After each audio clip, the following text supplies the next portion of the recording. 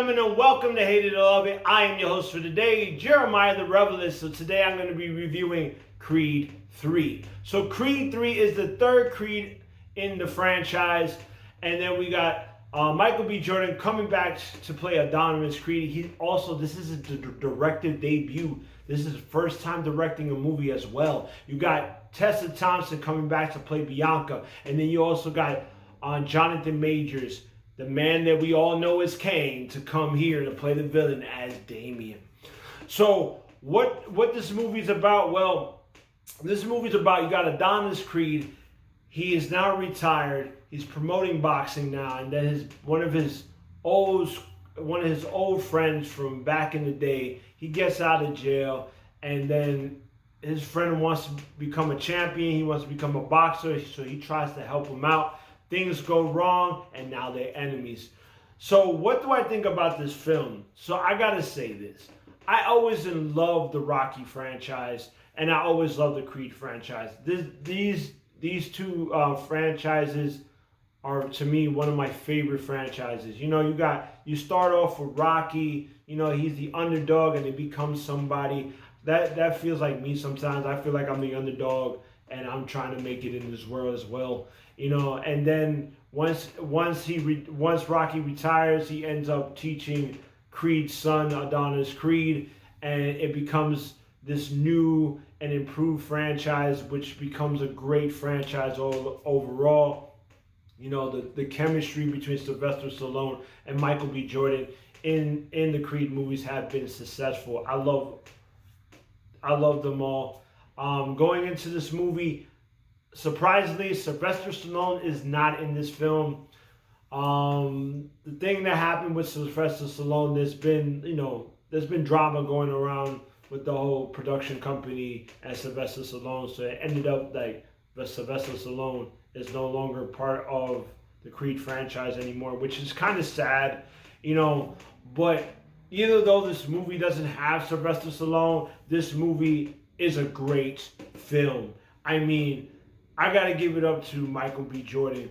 Michael B. Jordan did a great job. This movie is personal. You got a lot of, you got him struggling, retiring, and then you got his friend coming in, like messing up things, and now all this drama going around, and this movie is just amazing. I mean, the fight scenes, the way he did the fight scenes and the fight choreography was amazing. I just loved every single fight scene. You know, it was like really direct. When the hits happened, you felt the hits. Like, it was freaking amazing. And I gotta give it up to Michael B. Jordan and his acting, And also, I gotta give it to Jonathan Majors. Yo, this dude, he is killing it in the movies right now, man. He killed it as Kang, and now he's Damien in this one, and he is ruthless. He is a ruthless villain, but he's also an understandable villain, because when you watch this movie, you get that backstory between him and Adonis, and you start to understand, okay, I understand where Damien is coming from, why he's always upset, why he's like filled with rage and wanting to take everything, because he feels like all what Adonis has, it should have been his. And that's how you see it through his eyes. And Adonis is just, he just don't know what to do, because he wants to help his friend, but at the same time, the stuff that happened in his past, he's trying to forget what happened in his past. So you see the differences between the two characters, and it brings the tension, and it brings for a good story. And it's just between them two is just great. Bianca, I love Bianca. This girl is Adrian, is the embodiment of Adrian, man. She's always trying to help out Adonis. She's always there for him. Like, she is the Adrian of our time, And I really love her in this movie. And then the relationship between him and his daughter. There's a lot of scenes between him and his daughter, and it's just phenomenal. It's just phenomenal, because I guess I'm a dad and I have a daughter as well. I relate to what they do between them two in the film. I kind of relate to it, so it's like it was so great, like their chemistry and their whole, you know, their whole being was so great. I really do love this film. Like, this movie is, once again, a banger. I mean, I feel like they took elements from Rocky 3 and also Rocky 5, put it together and made better characters in a better movie. You know what I mean? Because you got Damien, he's trying to be the best there is, you know what I'm saying? And he's jealous of Adonis, but that's Adonis' best friend. And Adonis is trying to help him out, but then all of a sudden, Damien stabs him in the back. So it's like, it has those elements, but a lot better. So what do I think about this movie? Is it a love? Is it a hate? Or is it something in between? I gotta give it a love.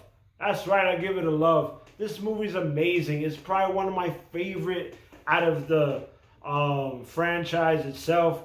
I gotta say, it's probably my number 2 favorite out of the whole Rocky and Creed franchise. Like, it's just an amazing film.